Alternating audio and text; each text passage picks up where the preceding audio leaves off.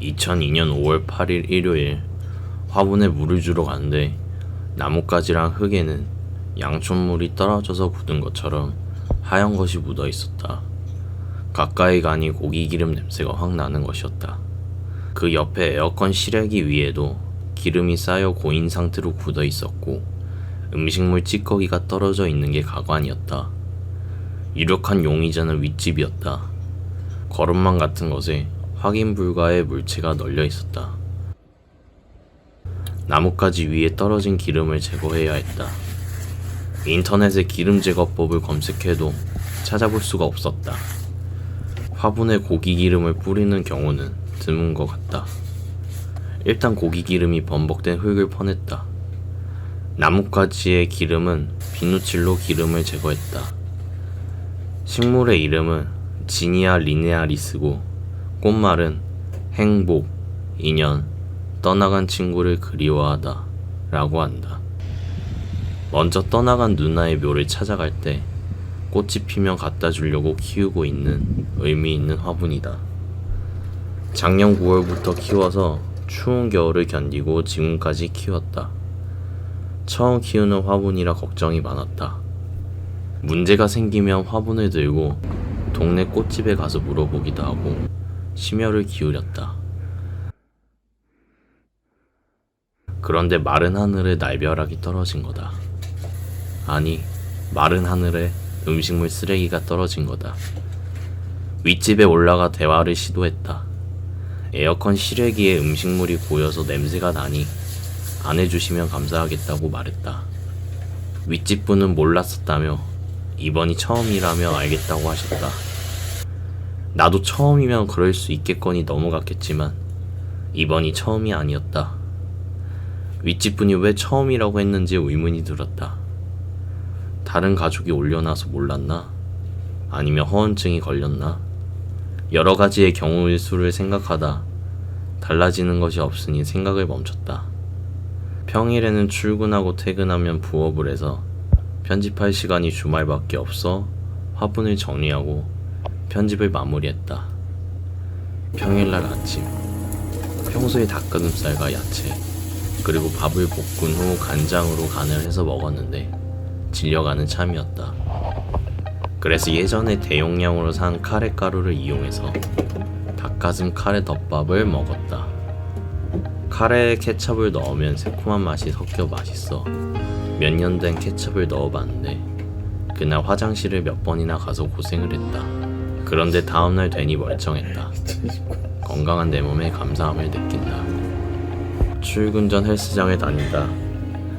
퇴근하고 부업을 하는데 저녁에 헬스를 하면 부업할 시간이 줄어들어 아침에 운동을 한다.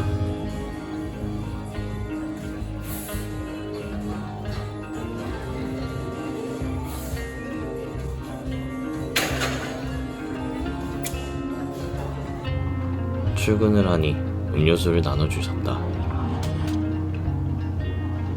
음료를 다 마시면 바닥에 자몽 찌갱이가 남아있는데 먹어보면 달달해서 이 녀석이 참 뱀이다.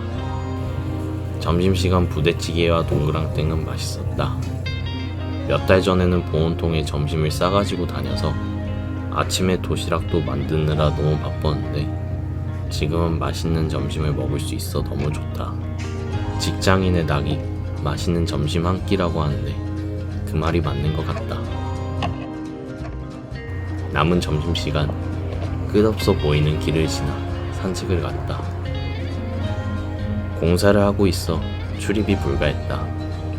저번 주에는 나무 그늘마다 사람들이 있었는데 아쉬움이 든다. 이 정도의 인구 밀도가 나들이 하기 괜찮아 보인다. 얼마 전에 갔던 석촌호수는 사람들이 너무 많아 답답했다. 자전거 타는 모습도 보이고 비행기가 지나가는 모습도 보였다. 유치원생들은 멍 때리는 친구도 있었고 즐겁게 노는 친구들도 보였다.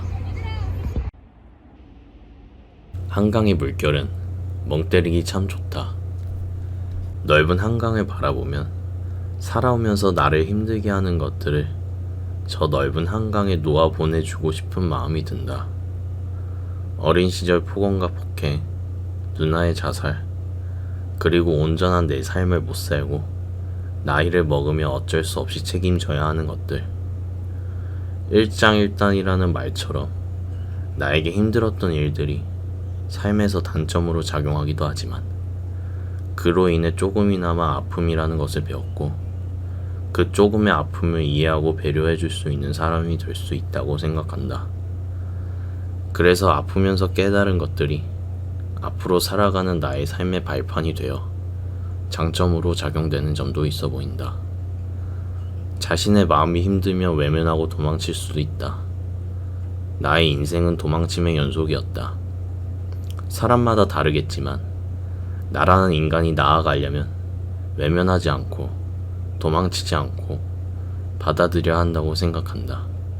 의지박약에 잘하는 것 없는 나다. 원래 이 영상도 저번주 주말에 올렸어야 하는데 무기력하게 주말을 보내버렸다. 머뭇거리고 도망칠 때도 있지만 죽기 전까지 천천히 계속 나아가려고 한다. 퇴근 전 간식을 받았다. 이번 주에도 여러 간식을 먹었다. 나는 먹을 복이 타고난 것 같다. 퇴근을 하고 집에 돌아와 밥 짓는 30분 동안 저녁에 먹을 찌개와 다음날 아침에 먹을 카레를 만들었다. 이것은 마치 한 손은 세모를 그리고 다른 한 손은 네모를 그리는 것 같아 정신이 어지러웠다. 물 붓기 전까지는 재료를 안 태우기 위해 주의를 해야 한다. 이렇게 아침에 먹을 카레를 저녁에 미리 만들면 아침에는 3분 카레처럼 데펴서 먹기만 하면 되니 매우 간편하다. 식사를 마치고 화분을 다시 정리했다. 아직도 기름이 껴있었다. 얼마 전에 분갈이를 했을 때 뿌리를 정리했었는데 뿌리가 새로 자라나 있었다. 희망이 보였다. 화분을 깊숙이 파보니 기름 먹은 흙이 아직도 있었다. 새로 산 흙을 덮어주고 마무리를 지었다. 부디 꽃을 피우길 바라본다. 모든 정리를 마치고 부업을 시작했다. 소음을 최대한 차단하기 위해 모든 문을 닫아준다.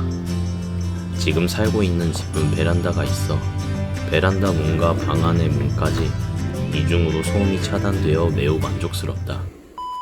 저번에 했던 공포게임의 후속작이 나와서 플레이를 해봤다. 어그로를 끌기 위해 방송 제목도 공포를 모르는 사람으로 바꿨다. 아이 패닉이 와가지고 방향 못 틀었어요. 외국인 몇 분이 들어오셔서 내 채널을 팔로우 해주셨다. Go to hell, yeah man. 시간이 흘러 5월 14일 토요일 아침 헬스장을 가기 위해 자전거를 타는데 바닥에는 윗집에서 흘러내린 그날의 고깃기름 흔적이 남아있었다. 혹시나 하는 마음에 올려다보니 다시 음식물 쓰레기를 올려둔 것이다. 그날 오후 다시 윗집에 찾아갔다. 그 다음 일은 다음 영상에서 다루겠다. 영상 봐주신 분들 감사합니다.